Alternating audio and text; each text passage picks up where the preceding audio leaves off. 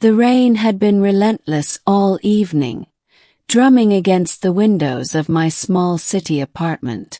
I was curled up on the couch with a mug of coffee, trying to ignore the dull ache in my shoulders from a long day at the office.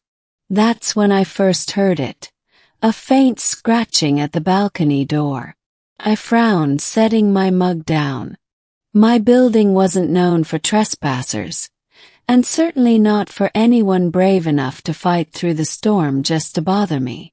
Pulling the curtain aside, I saw nothing. Just the sheets of rain and the dim glow of the streetlights. Must be a branch or something, I muttered to myself. But then I heard it again, closer this time, almost like soft, deliberate tapping. Heart beating faster, I stepped onto the balcony, umbrella useless in my hand. And that's when I saw her, a flash of red fur darting behind the railing. Before I could even react, she leapt. Not like a human, not like a cat, something in between, and landed on my balcony with feline grace. She froze there, soaked to the bone, amber eyes gleaming like molten gold in the dim light. I can explain, she said, her voice soft but commanding, melodic in a way that made my chest tighten, and blinked. You what? I'm your mate, she said, stepping closer. Her wet fur clung to her slender, lithe form. And then, with a shiver that made the hairs on my arms stand on end, she began to transform. Her limbs elongated, ears sharpened, tail sprouting behind her. A foxwoman, fully realized, with the intelligence of a human and the wildness of the forest in her eyes. Your mate, I repeated, voice cracking. Yes, she whispered. You may not remember, but we were bound long before this life, long before you were even born in this city. Fate has led me here. I wanted to laugh. I wanted to say I'd been reading too many fantasy novels. But when she stepped closer, tail curling around her ankles, eyes so intensely fixed on mine, something deep inside me stirred. There was a familiarity I couldn't explain, a heat, a recognition. Look, I don't even know what this means, I said, backing up toward my apartment door. You can't just sneak into people's homes and... I didn't sneak, she interrupted sharply, though her voice softened immediately. I came to find you. You didn't call me, but destiny has a way of making its presence known. I closed the door behind me and leaned against it, trying to calm the racing of my heart. Okay, we'll bite. Let's say, for argument's sake, you're real. Why me? She crouched, tail brushing the floor, eyes never leaving mine. Because I am bound to you. Your essence called to mine. You feel it too, though you've buried it under years of mundane life. I need to awaken it. I swallowed, a strange mixture of fear and fascination twisting inside me. Awaken what exactly? The bond we share. The love that was promised before the world forgot us. It's not something you can ignore. I opened my mouth to respond, then stopped. I didn't have words.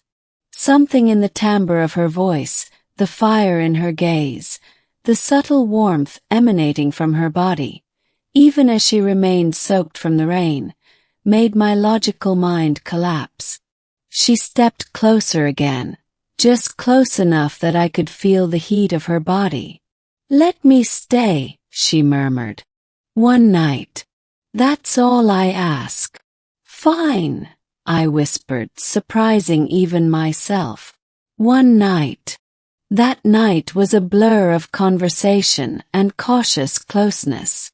She told me stories of the forests she had roamed, of the centuries she had waited, of the bond that had been sealed in a time long forgotten. She laughed, the sound like wind through autumn leaves, and I found myself laughing too, the sound strange and freeing in the small apartment. As the hours passed, she shifted closer, tail curling around my legs, hands brushing mine. I felt an ache in my chest, a pull I had never known, drawing me toward her.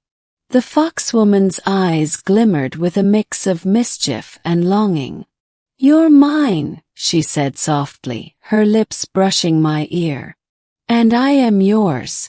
Whether you accept it or not, the world has decided this." I didn't pull away. Instead, I let her hand find mine, let her tail wrap around me, let her warmth seep into every frozen corner of my heart. There was a primal rightness to it, a sense that all the lonely nights I had spent were leading me here. Morning came too soon. Sunlight streamed through the rain-streaked windows, and the foxwoman stirred, stretching with the elegance of a predator, but now fully human in form. She looked at me, her eyes softer than they had been the night before. "I have to leave," she said, voice tinged with sorrow. "The world will not understand us yet. But you will feel the bond even in my absence." I grabbed her wrist, surprising myself. "Wait, how do I know this isn't some kind of trick?" She smiled, brushing my hair back from my forehead. "You'll know. When the moon rises, when the wind carries the scent of the forest into your city, when your heartbeat quickens at the mere thought of me. You'll know." And then she was gone. Just like that. The apartment felt emptier than it ever had, but somehow more alive, as though the memory of her presence had left a pulse that lingered in the air. Days passed, and life resumed its usual rhythm, or as usual as it could be with a constant, inexplicable longing in my chest. I would catch glimpses of movement from the corner of my eye, hear faint laughter in the wind, smell rain-soaked earth in the subway. Each time my heart raced, my pulse quickened, and I remembered the night she claimed me. Then, one evening, as the city lights flickered on beneath the crimson sunset, she appeared. No rain this time, no excuses, just her, fully human, standing at my doorway with that mischievous golden gaze. "I promised," she said, "and I never break my promises." I didn't hesitate this time. I pulled her into my arms, feeling the warmth and wildness I had longed for coursing through me. I've been waiting," I admitted, even if I didn't know it. Her smile was radiant, the kind that could shatter mountains and rebuild them in moments of quiet love. "Then let's not waste another day." And from that moment everything changed. My apartment, once just a place to eat and sleep, became the beginning of our shared life. We were bound by more than chance, by destiny, fire, and the unbreakable thread that tied a man and a foxwoman together across time and worlds. The foxwoman, once a stranger, was now my partner, my confidant, my love. And as I held her that night, finally understanding the depth of the bond she spoke of, I knew that no storm, no logic, no doubt could ever break what had been promised before the world even began. We had found each other against all odds, and that was enough.